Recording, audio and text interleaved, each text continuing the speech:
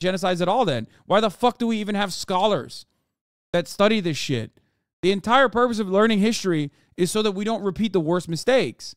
The problem is, however, every single time we're talking about ethnic cleansing and ethnic displacement, we are like waiting for the perfect like number, this round figure that we get to. He went up against Rabbi Shmuley. Welcome back. The G7, including the UK and US, is calling for humanitarian pauses in Gaza. Many other countries in the Middle East are demanding a full ceasefire. Israel has ruled out a ceasefire, while Hamas holds around 240 hostages who were kidnapped during the deadly terror attacks on October the 7th. It says there's already tactical pauses in its daily assaults on the Gaza Strip. Well, more than 10,500 people reportedly now being killed in Gaza, including over 4,000 children. That's according to the Hamas-run health ministry. On Sunday, the Pope made an urgent plea to stop the conflict, saying, "I pray to you to stop in the name of God, cease the fire." So with so much bloodshed, is it time for a ceasefire? Joining me now to discuss this, America's Rabbi and best-selling author, Rabbi Shmuley, and welcome back to Young Turks creator and Democratic presidential challenger, Cenk Uygur. Well, welcome to both of you. Cenk, let me start with you. Many people are calling for a ceasefire. Queen Rania of Jordan, Angelina Jolie, Arab leaders, and so on. I presume you would agree with that. Yeah, absolutely. I think that they've murdered enough Palestinian civilians. And even Netanyahu, in an interview with ABC News, said, now that we're on the ground, we're finally pressuring Hamas on hostages. Oh, so the 7,000 bombs you dropped were totally useless and collective punishment, and your attempt to murder civilians on purpose as some sort of sick vengeance. So please stop the murders, ceasefire right now. Rabbi Shmuley, your response? Cenk is polling in the Democratic presidential primaries at 0%, nothing. He has a greater likelihood of being elected the new king of France. And don't interrupt me, please.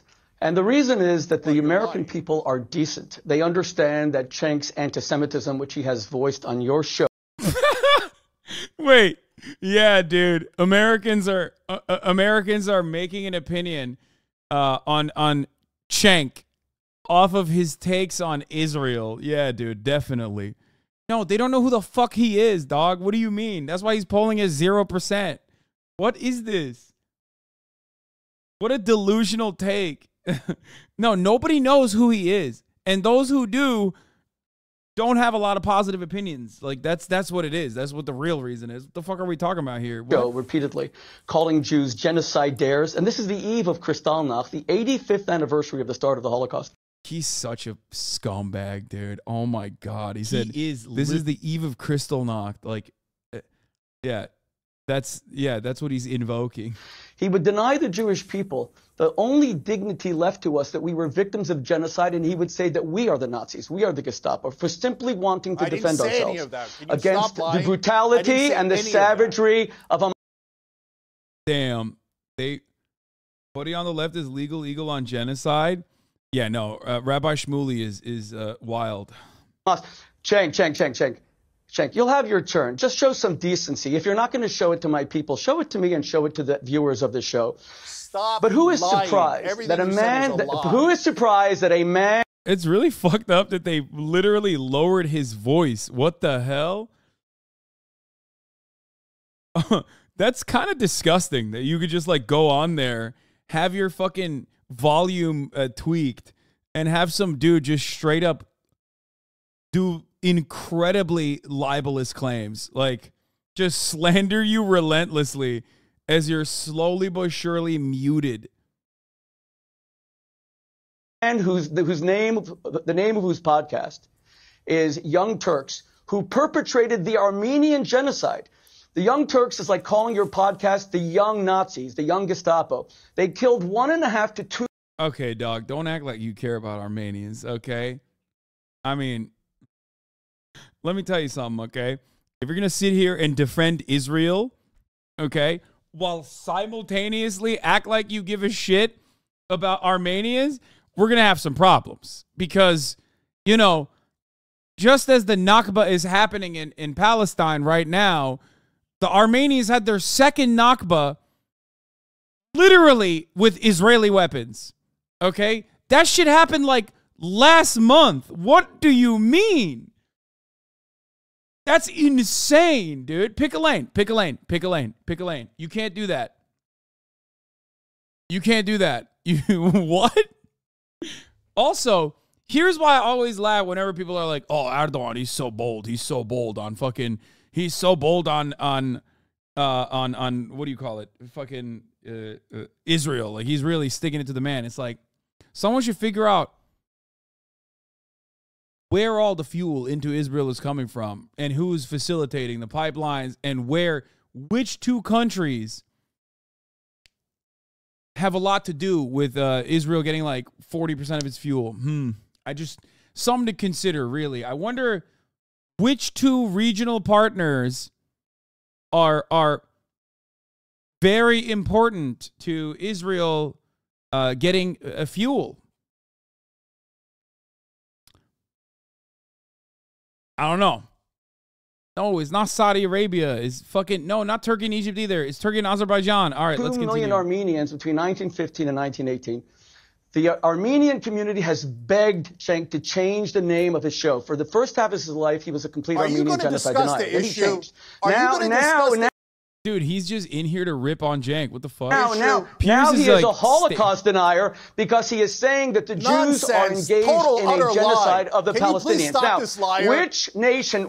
How can there be 1.8 million Muslim Arab citizens? Rabbi Shmuley, okay, I'm going to go to Cenk. You said some very strong things about Cenk. You can now respond. Yeah, you should never have this guy on air. Everything he said is a lie. I don't deny the Holocaust. That's insanity. And in terms of the Armenian genocide, there is a powerful analogy there. Why was it a genocide? And yes, it was a genocide. Why? Because they moved and displaced so many people and killed civilians on the way. What is Israel doing? Moving and displacing millions of people. Yeah, exactly, which is wild. Like, defending Israel while simultaneously talking about the Armenian genocide is insane. Because, like, the methods are nearly identical. It's literally forcible ethnic displacement and ethnic cleansing alongside forcible ethnic displacement. It's nuts. And killing innocent civilians. It is the exact definition of a genocide. So I think the Jewish people are an amazing people, and their culture is beautiful. And I don't tolerate any anti-Semitism. But I think that the occupation is decaying the moral core of Israel. How long are you going to oppress these people? But Cenk, and I know this guy, all he wants to do is an ad hominem attack. He's a liar. And you could tell exactly what kind of indecent human being he is. But the main reason he's doing it is to avoid the topic. When are you going to stop murdering Palestinians and cheerleading it? Okay. If you're talking about genocide, Cenk, you're the one right now doing the genocide. May I respond? Yes. Go ahead, more lies. Go ahead. You know, I've spent my life debating people. Whenever someone starts using personal names and screaming like a lunatic, they're losing the debate. Let me remain factual. You're the one who made up things. The Palestinians were offered a state in 1936 in the Peel Commission. They rejected it. They were offered a state in 1947, the UN Partition Plan. They rejected it. They were offered a state in 1967 after Israel. Okay. Israel conquered Judea and Samaria and the West Bank, they rejected it. They were offered a state in 2000, Yasser Arafat, Ehud Barak, they rejected it. They were offered a state with Ehud Olmert, 2008, they rejected it. Israel unilaterally withdrew from Gaza in 2005, and they did not create a state. How come his voice was not lowered when Cenk was talking? Am I crazy? What's going on there? In fact, where were you, Cenk, when you say that you care about Palestinian children, when Hamas stole the highest rate of per capita international foreign aid, larger than the Marshall Plan, from Palestinian children, did not build schools for them, did not build hospitals, took all the money to buy bombs and to build a network of tunnels, which is larger than the New York subway system? Where were you then? Why did you only come up now? In fact, when Bashar al-Assad killed 600,000 children. This is so funny to be like, hey, dude, hey, why are you, cut it out. Cut it out. Stop talking about the thousands that Israel's killing right now. Why don't you talk about Syria? And it's like, first of all, he was talking about all that. Like, the fuck do you mean? You weren't. He was. Like, what is this? I love the idea that, like, there's this automatic consideration that like, oh, you're talking about Israel? You probably didn't have anything to say about Syria.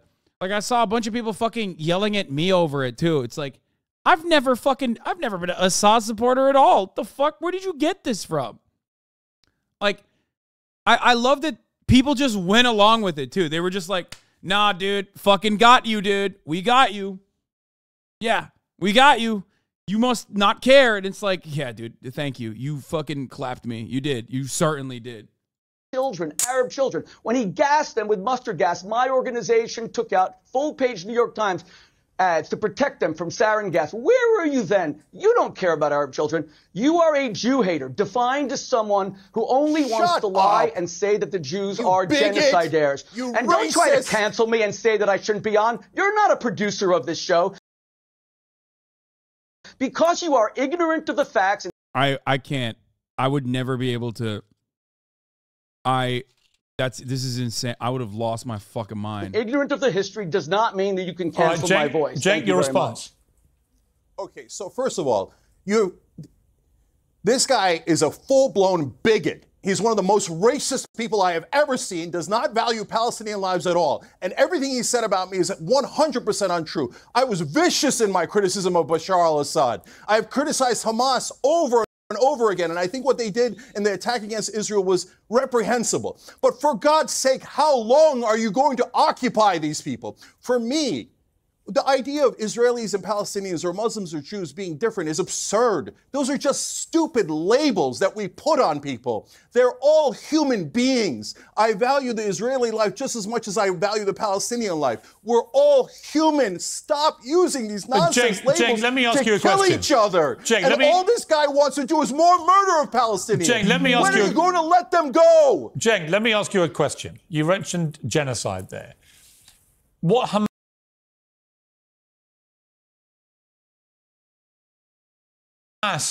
is actually in its charter dedicated to doing is the purest personification of genocide. Well, it is. They want to see the eradication of Israel, and they proved on October the 7th they will kill as many Jews as they can possibly get their hands on. So that is pure genocide. What Israel is doing in return, I don't think meets the category of genocide, right? Because they don't want to get rid of every Palestinian. They don't want to kill every Palestinian. Oh my God, dude, this sucks. This sucks major dicks, dude. Fucking hell. Oh my God. Oh God, it's like it's a 2v1. He's just like ripping Cenk into fucking shreds by bringing up like just ridiculous, just all slander. Just like, you're a bad guy, you smell bad, you're fucking phony. That's all he's said thus far. Saying he's a Jew hater, like insane. And then you get Piers, who's supposed to be the moderate voice in the room, the moderator, literally. And what does he do? He's like, well, it's not genocide. I mean, only 10,000 have been killed so far in a short period of time with indiscriminate bombing campaigns. It's simply an ethnic displacement. No, they want to kill every Hamas terrorist. Now, there are legitimate question marks about how they're going about this and about the civilian casualty. Yeah, like, here, let me tell you something, okay? Yeah, guess what? I know this from my own personal fucking research, but also from learning about it in school. The way that they fucking describe the Armenian genocide at Turkish school is identical. They don't fucking say they killed every woman and child deliberately. They say they were looking for infiltrators and collaborators and only trying to kill infiltrators and collaborators while creating a humanitarian corridor for Armenians to go to Syria. Okay? Nobody fucking defends genocide by going, hey, we're doing genocide. In the process of doing ethnic displacement and ethnic cleansing, they will find a good reason for at least like the moderate liberals to market it as such, as though it's completely justifiable. What? One of the warriors says he doesn't care about the Uyghurs. The conversation goes downhill from here. Question about whether a genocide is actually happening. Says the CCP is in a dictatorship. Says the U.S. is no better than the CCP. So disgusting. Shame on you, Shamath. Yeah. Imagine any other country doing military actions that lead to a 40% child fatality rate. Fucking crazy. It's just like, here's the thing. What's really frustrating about the genocide designation is that it is one that It is one that is far too late after the fact. If we do like a post hoc slapping of the genocide sticker on actions, then it's too late. There's no reason to fucking learn about genocides at all then. Why the fuck do we even have scholars that study this shit? The entire purpose of learning history is so that we don't repeat the worst mistakes. The problem is, however, every single time we're talking about ethnic cleansing and ethnic displacement, we are like waiting for the perfect like number, this round figure that we get to. Like, oh, it's at 10,000? Not yet. Okay, maybe at 100,000 we'll call it a genocide. Oh, how many people have been displaced? Yeah, well, I don't know. I mean, I guess like, can we really say that it's like ethnic displacement happening? Like deliberate ethnic displacement happening? Is it ethnic cleansing? I don't know. We haven't reached that perfect number yet. Yeah, dumbass. That means when you reach that perfect number, it's too late. Like, it's not about winning an argument. It's about preventing harm.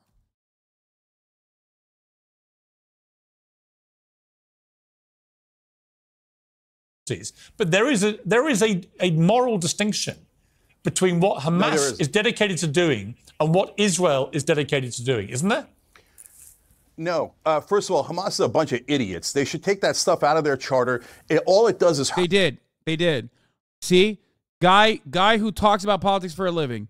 They did. In 2017, they literally did that. Not that it fucking matters, because no one will believe you, but like still, come on, you should know that. You should know that. Anyone who speaks on stuff like this should know these things.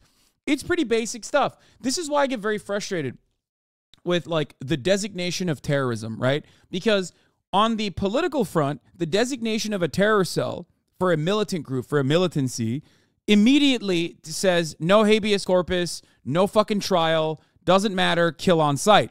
That's the legal justification for it, okay? But the secondary problem with not knowing these sorts of things and like just going along with the simple, oh, they're terrorists, they're bad guys, they're doing bad things for bad reasons, is also that you make no distinctions. You don't attribute any kind of like real reason as to why people are behaving the way that they are. And that's a problem. Because if your goal is apprehension, if your goal is to stop the violence, you have to understand what the real reason for that violence is in order to tackle it, right? You can't treat it like a fucking stochastic terrorist school shooter, or even stochastic terrorism you could treat by understanding what the motivations are. But you're literally treating terrorists like they're fucking random school shooters that had like an episode. You know what I mean? Like a random guy who went back to work and like opened fire. That's not how you can't do that. There are certain terror cells that operate in a similar way, right? But even then they have like their own personal aspirations, like if we're thinking about ISIS or whatever. But to make that comparison, like, oh, Hamas is ISIS, specifically to just like open up fire on a broadly civilian population that you're now also saying is sheltering the ISIS-style terror group, completely defeats the point. This video was Ethan's point. I think I know which video this is. What I constantly stress to my pro-IDF family members, is from the perspective of the Palestinian citizen, consider who they feel the terrorists are that are dropping bombs on their land. Spoiler alert, it's not Hamas. Exactly. Now, that's really important to understand. Why is that really important to understand? Because I don't believe the Israeli government actually cares about making this distinction, because they only care about like fucking doing the ethnic cleansing and stuff. But the population inside of Israel needs to develop a better understanding of the aspirations, the goals, okay?